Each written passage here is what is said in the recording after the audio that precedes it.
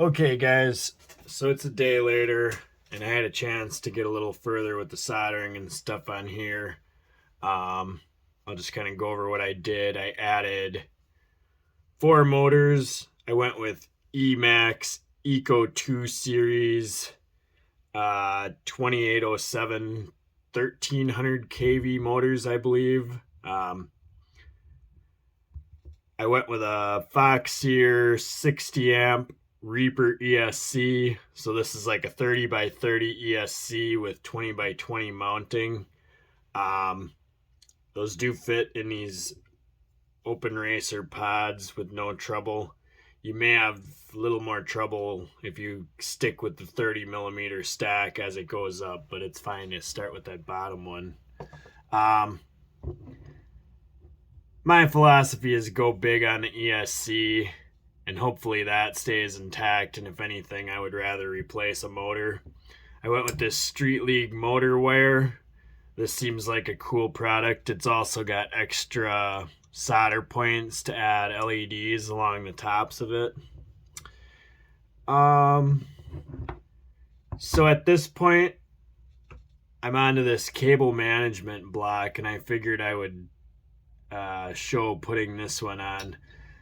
This is designed to do 2 things. It's gonna be a strain relief for our main power cable coming in, and the screw just goes through here and clamps that cable in tightly, and then that's gonna screw to the frame. And then the other thing I'm doing with that is giving it a spot to hold the capacitor. There's a groove in the bottom of this thing that's for a zip tie to hold that capacitor in place. I just never have a good spot to put these capacitors.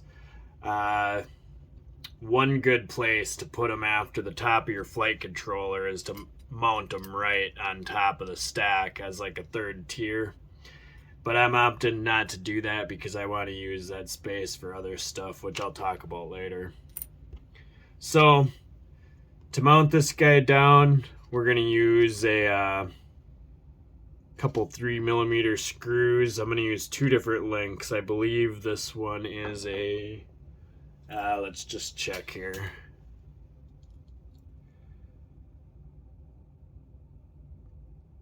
Looks like a 8 millimeter.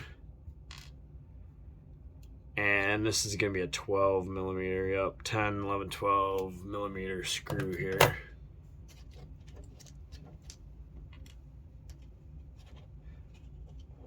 So I'll start with the short one, and that's going to go in the side that the capacitor would go in.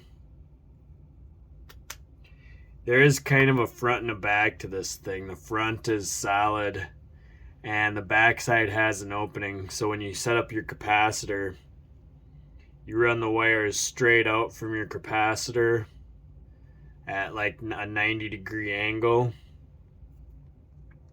And then when that locks in there, that mostly covers up your wires to protect it from getting shorted, but there's a spot for the wires to go out the side then, and that's gonna mount in here just like that, and our wires are gonna be running through there. So hopefully that makes it a fairly clean package. Optionally, you can just zip tie right to the frame. Might be simpler for some people. So I'm going to put a shot of Loctite on this guy because I don't plan on taking this off too often. Hopefully, basically never. And this might have been easier to put on before I got this far with the assembly, but I found that using this forceps to hold the nut makes it relatively easy to still get in there and tighten this baby on.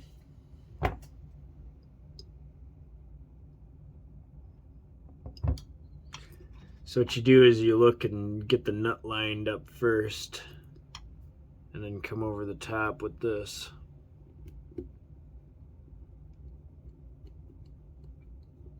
And there it is.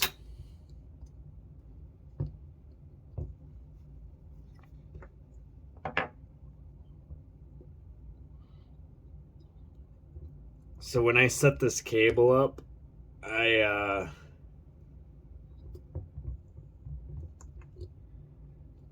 gonna measure, I think about 2.5 centimeters is what I was thinking. Roughly 2.5 centimeters of cable hanging out should give you enough to work with the battery packs later on down the line.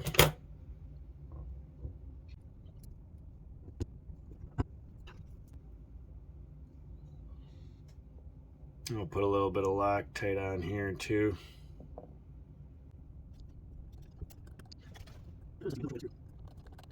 There we go.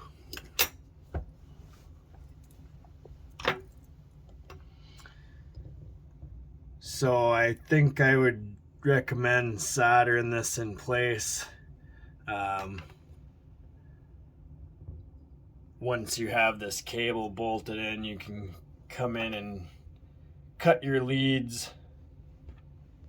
And then once that's soldered in place, our capacitor will go on top here. And it gets a little crowded, but hopefully that'll be a fairly clean package once that's all put together. And we get our pod on here.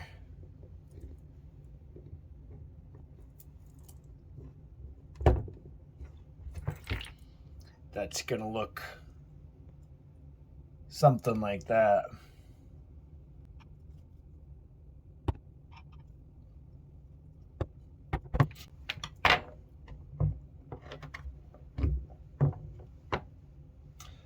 Next, I think we'll take a look at the stack here and what I'm gonna do with that.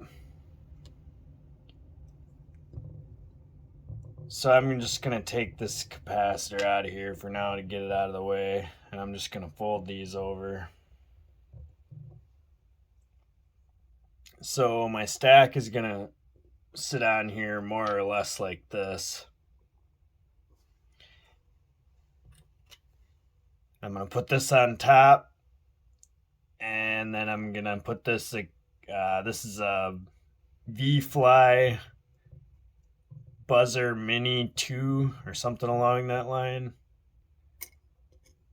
I've lost 2 quads in the bushes now, so I told myself I need to learn from that and put an external beeper on all my quads from here on out. That's a challenge with an open racer type build because this is a small pod, so that is part of the reason why my capacitor ends up on the outside, just to get myself a little extra space in this pile. So I got my camera wire coming off here. I'll probably put that on last. This is a little bit of a challenging part, but when you're looking at these open racer pods, they have a spot for a zip tie right here. I wish I had a zip tie handy. But you just run it through here and it loops through. And there's one of these on each side. So what I like to do, and of course this is totally optional and up to you, but I like to take, this is a ELRS receiver with the flat antenna. Most people will probably like to give me shit for using this little flat antenna, but I like it as far as durability. You just don't have to worry about breaking this thing. So you can put this in the pod here, and zip tie one of those. I'm trying to get a good camera view. But you press that into the back of the pod, run a zip tie through the outside around it to hold it in place. And then you're going to do the same thing with your VTX. We're going to come in probably the opposite way with this. We're going to run our cable antenna through. This has a hex and that mates up with the hex inside the pod. So we fish that antenna through, and then we can zip tie our VTX on the inside too. I'll probably take a picture of that and post it once I get it in there. It's just too fumbly to do on video with this camera right in front of me. So I'll show you a before and after pic of what that looks like once it's all assembled. That's a pretty good idea of what it's gonna be like.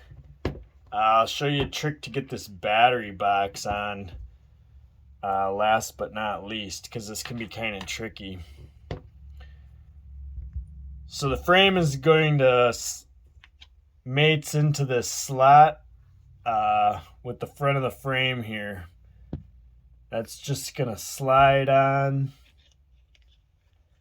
and you're gonna have to use a little bit of force, slide that back as tightly as you can. And now this back has to hook over the frame plate as well. And that part is what's going to be really hard to do. You can, if you're tough, just peel it back and muscle it on there. But what I've found really works best is to use some sort of flat putty knife.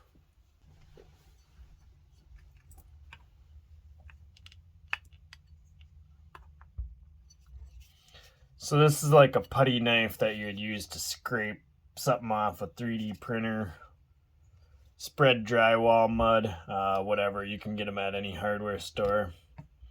We're just gonna slide this in, tip it forward like this, push the quad down, and when you release that, boom, your battery box will be on.